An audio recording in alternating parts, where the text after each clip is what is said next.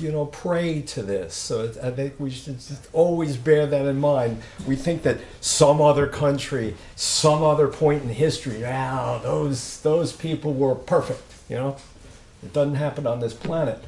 But in terms of the nature of the Democratic Party, a good point. Glad you raised it. In a sense, the Congress is made up of what's the number of seats now in Congress? 435, right? It's 435 parties to a certain extent. You go out there now that we know the Democratic Congressional Committee does put its thumb on the scale if they can, right? People have seen the message. If you're a consultant and you take a contract with somebody running against an incumbent, you don't get anything from us, right? So they do all of that. But in a certain sense, they're all independent entities. Their fundraising is primarily their own, etc. And you go to one person to the next, and their campaign message is quite different. If you're looking at the British Labour Party, when they run an election, everybody's running on the same message. It was agreed to in a party. Now, we have party platforms. I was actually on the committee in '84 when I was a McGovern representative, and no one has to pay attention to a thing in it. It's all optional and voluntary, so it's a very different thing. When you get into it, as I did many years ago, in a lot of ways you realize there's no there here. There's nobody that tells me anything. There's nobody actually that gives me money. There's no one that takes anything from me. It's you and the voters, mediated by big money and all its effects. But that is very different than what a lot of people think of. Right. I want to make a point of clarification. That man's name is Alan. I'd like to make a point of clarification. Yeah. I would not put Dorothy Healey in the same bag as Michael Harrington. I have great respect for Dorothy Healey, a veteran of the class struggle of the worst period, and I do not respect Michael Harrington. I was just telling you how my brain got into gear when you met me. Okay, I just wanted to clarify that. Norma, you have a... That man's name is Alan. You see him at the back of the room? Oh, hi. You want to... Well, I just had an I think it idea. was... name is Michael. Let's bother Trump about something. To get his darn embassy out of Jerusalem and back where it belonged, and things like that. We should be like that guy that took his shoe off at the United Nations and pounded and pounded and pounded on the desk and ordered the United States to get the hell out of Vietnam, is what he did, when he did it. Anyway, I think we should do a thing like that, and we should have an old communist historical society too. Okay, now, who has not spoken and wants to have a question? Norma, you're next, but let me see. Who else? Can you raise hands who has not spoken and wants to say something? Okay, Norma, please go. So, with regard to the Stalin mantra, you're going to have to find out a couple of things about the many forces that needed to destroy communism. That was essential. People had not to think a good thing about communism, not housing for everybody, education for everybody, so forth and so on. The right will shoot us down as we gain anything. They have succeeded. They have taken away victories that we have won. You cited advances that were made under socialist kinds of influence, and those have been taken away studiously and urgently. Voting is a game that we're ordered to play to appear to ourselves as living in a just society, which we're not. We are automatons, effectively, created by the structure that we live in, without much room for variation. I'm looking at working for local candidates to get the electoral podium, run for office, and speak the ideas that we have. Our ideas are far out, but nobody else is saying them. I run, every 2 years for the Board of Education on some fantastic idea about how to think about something called education. Racialization, they've racialized nationality, they've racialized religion, and the reason that they do it is because we are allowed to speak of race. We're not allowed to speak of our basic ideas of communism, justice, and so forth and so on. You know, he's a communist, so we have to get rid of him. No, he's a black person or a Muslim and so forth, so we have to get rid of him. I pretty much got to most of my points. I would like to go on forever, but you got. Okay, so and thank you very much, because your ideas definitely add to how we think about things going on, and your analyses are right as far as encompassing the whole picture and so forth, and the problems.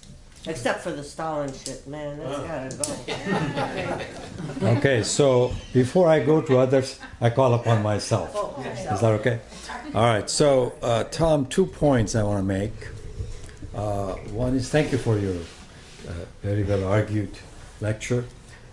First thing is that in the history of the United States itself, there is the case of Republican Party coming into existence while out of a party, right? Faces, talk loud. So Republican Party came out as a revolt out of another party, correct? Yeah. So that sets the example for us that the Democratic Party is always going to be this lead weight upon people's movements. Then why not break from it? So that's my challenge to you to explain. When the Republicans came out, they were talking about ideas that were kind of strange at that time. And yet time had come for those ideas. So they succeeded. Now I think the second point is, if Stalin was, and I'm only saying this not to defend Stalin, I'm saying Stalin, I'm not going to try to convince you that Stalin was a good guy, okay? Because that's not going to work. If Stalin, I already know that. So if Stalin was a bad guy, everything should have been fixed with Khrushchev. Khrushchev denounced him. But they still kept on building more nuclear weapons, United States. At one time, they had targeted 500 cities in Mao's China and Russia for simultaneous bombardment. And they only stopped from that. It was under Eisenhower, because somebody pointed out to him, somebody who lives near our house here, who is a researcher, who pointed out nuclear winter will follow. So I think it's not a question of Stalin gave a bad name to socialism, is the fact that he actually practiced socialism. And that is what bourgeoisie and the capitalists will oppose. So please respond as much as you like on both of these. All right, why not start a new party? Well, that's my whole argument. If we were in Germany, we would have. There should be three. The left should have won 1 or 2 elections and formed a government, but because the Social Democrats and I don't know if the Greens will either on the national level won't ally with the left party. They did not win the government. But that's what you do in that kind of system. In a system where, with one exception, the same 2 parties have finished the top 2 for 164 years, I think, if my numbers are right. Don't talk soft, just talk louder, please. Yeah, You're not doing it. yeah. In a system where the same 2 parties, with one exception, have finished 1-2 in presidential elections for, I believe it's 164 years. Well, yeah, you could always make new history sometime. It's going to happen. But chances are it's not. And you're going to wind up with the question of whether you've elected the worser of 2 evils. That's my whole point. And my fault for mentioning Joseph Stalin. I started it. I understand. It's a red flag. No, I mean, you're giving them a bad name.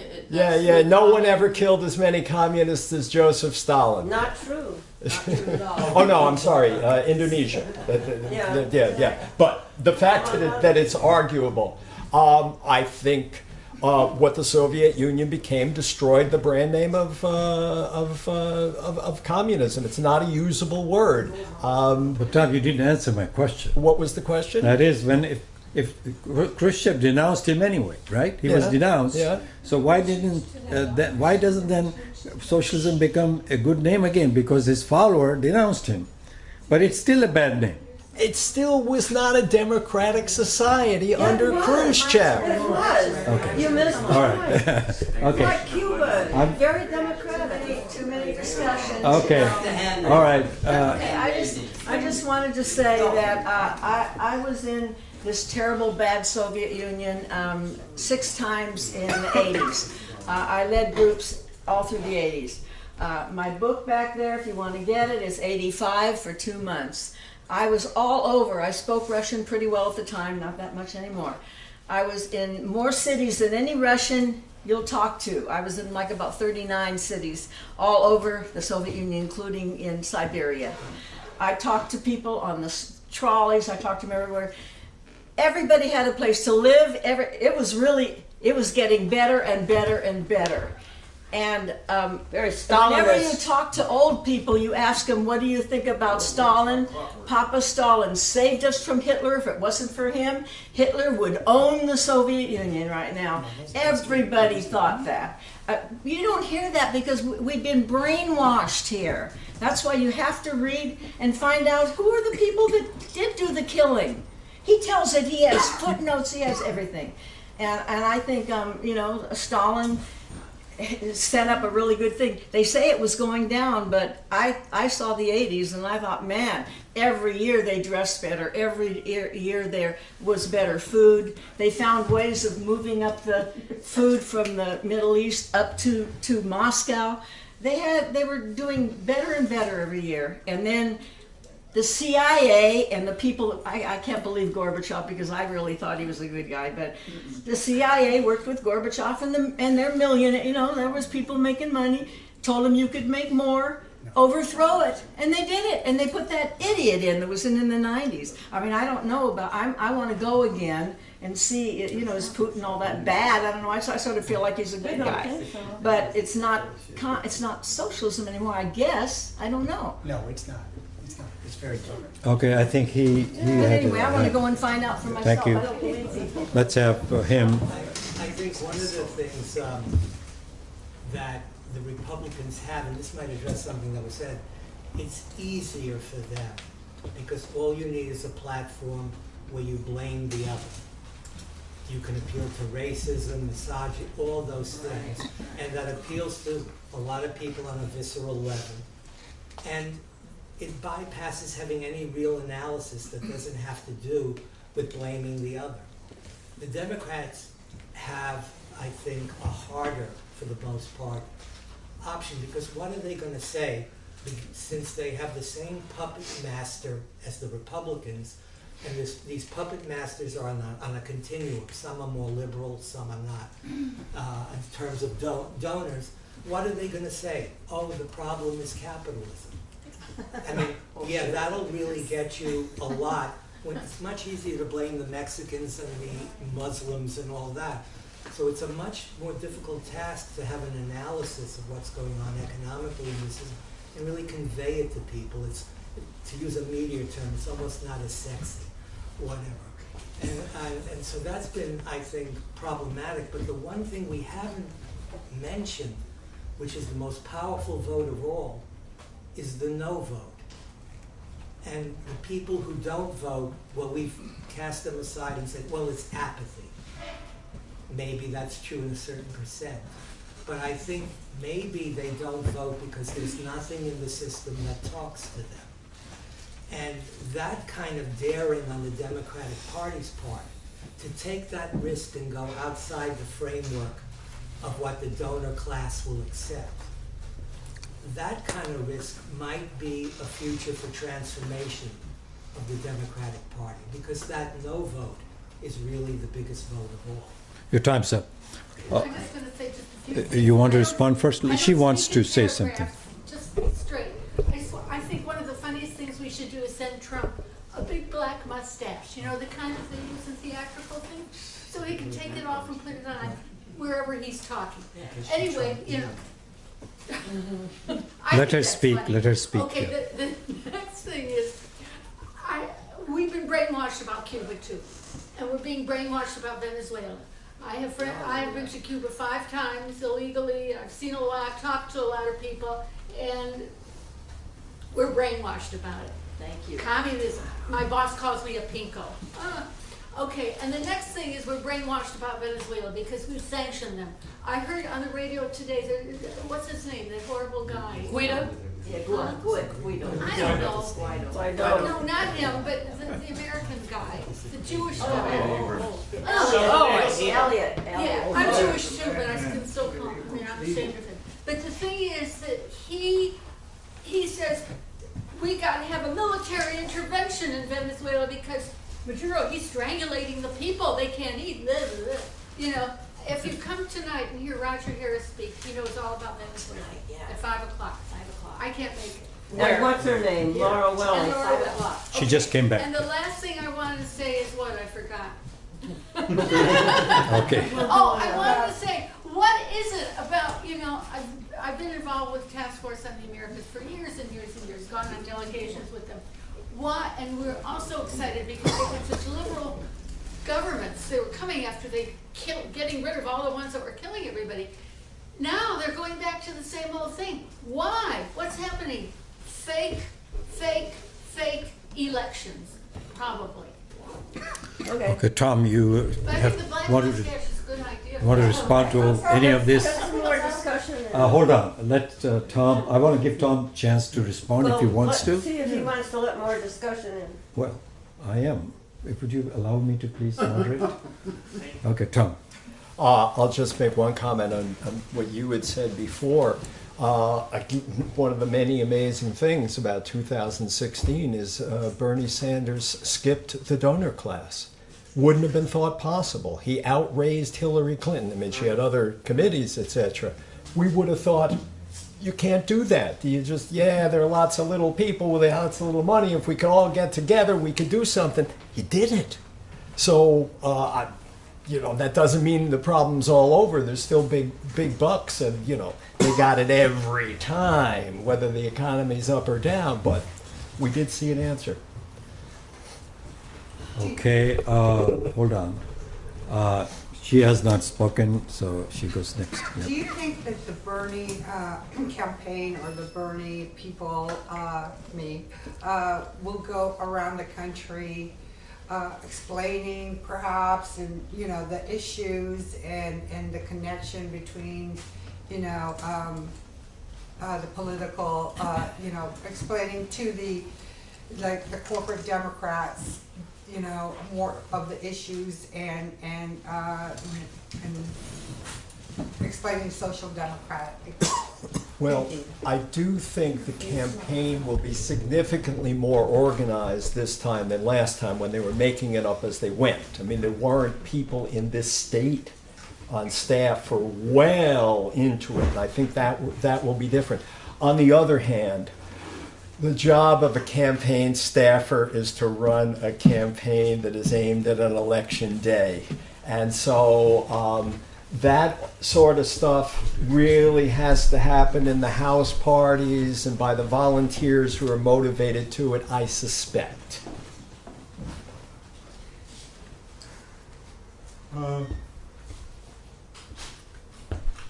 Yeah, sorry. Well, I guess my brain is getting a little bit activated too by Gene's coffee. Anyway, I think Could wake the dead. I'm waking up. Well, I don't think I think, well, what about the Republican Party?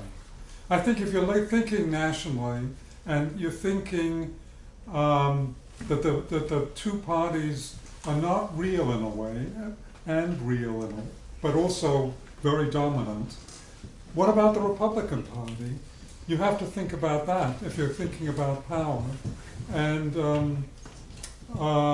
some of the processes that are going on in the Democratic Party are going on in the Republican Party too. They're not really, it's not quite relevant to California, but Alabama, Mississippi, Oklahoma, Texas, all those places, they're part of it too. Illinois. Well, we can keep going. If you want to keep going listing names. So that's my question. Well, the brand new Congress organization that backed Ocasio-Cortez, in principle, was open to Democrats, non-party, Green, Republicans. They might have had, I think they did have a Republican somewhere, though I'm not sure about that. But in terms of thinking about Republicans in general, I mean, I think there's two things. In terms of entering their primaries, your vote's not there. You're not going to. The chance of getting what we would call a left-wing progressive program through the Republican Party are not great. On the other hand, I think there are certainly significant number of people who are registered Republican and a more significant number of people who are Republican voters. As we know now, the two parties' percentage of actual membership is on a steady decline, more or less, but some people regularly vote Democrat, some people regularly vote Republican, even though they no longer register. There's a lot of unideological people who vote Republican for various reasons. It might be because they're anti-choice. It might be because they don't like unions very much, etc. But have a lot of similar interests who are struggling economically and who can be reached on things like this. You've got a libertarian wing in there, who I usually agree with more on foreign policy than the mainline Democrats. If you're against invading a foreign country, I'm with you, regardless of what your reasoning is to that. What's his name? His son is in the Senate now. Ron Paul on foreign policy was excellent. And I don't know if any of you ever saw this video that he did that was imagining the Chinese invading Texas. And, it was surreal. What would Americans say about this? We do this all the time and think it's normal. So I think there are broad areas on which we should be appealing to them. I don't think being involved with the party itself will get us much of anywhere. Okay, now, Norma's hand is the only hand up. So Norma, please, go ahead. The thing that goes on a lot is that people on the streets, effectively, or in organizations and so forth, call for take democracy back, take our schools back, take our health care back, take our government back. We didn't ever have those. And without people recognizing that we have had no control for millennia, basically, but certainly for the past 250 years. If people don't recognize it, we don't know how to struggle. We cannot accept any of those structures that are imposed on us, and I'm talking about schools and health care with hospitals. The whole composite does not belong to us, and we don't get room to examine, what kind of structures. I mean, you go into Congress to try to get anything done, you are busy making compromises, right? Yeah, and you're controlled. Dellums, people don't even mention the compromises Dellums made, for example. Also voting for armaments, only 50% instead of 100% and stuff like that. So it's not, if we're unaware and unable to be informative, honestly informative, we're not advancing ourselves and our causes. Okay, so I want to take an opportunity to make an observation to Tom, and I want him to react if he wants to. What I want to say is that in the American Civil War, it was a time America was at war with itself, and it was a question of who's going to dominate the capitalist class, the industrial capitalists of North versus the landowning capitalists of the South. And it wasn't really about overthrowing the system. It's hard to understand what you're saying, the word, the Oh, volume. okay. What I'm saying is that the American Civil War was not about working class overthrowing the capitalist class. It was a war between two capitalist classes. One with the landed, who used land as an exploitation method, the other would use the factory. And yet, Abraham Lincoln, who we all appreciate a great deal, or at least the books say that, and he was assassinated for that reason, Oh, is that right? Well, he was assassinated. No, I know, but. So what I'm saying is, in that case, his general burned down Atlanta, okay? And yet we don't think of Abraham Lincoln as a murderer and who killed millions of people. And if you compare that to Soviet Union, it's much more cataclysmic a change. And you suddenly say, well, the downtrodden for once who were taken power will come without, like Mother Teresa, and everybody will submit to it. All right, I apologize before for starting this, but I'll have nothing further to say on the Soviet Union today. It's my favorite I'm argument. sticking to America. It's my favorite argument. Should we? Okay. Okay. If we are finished with the program, thank you, You Tom. knew what you're going into. You started waving the red flag, Yes. but thank you very much. And you can get a copy of your very own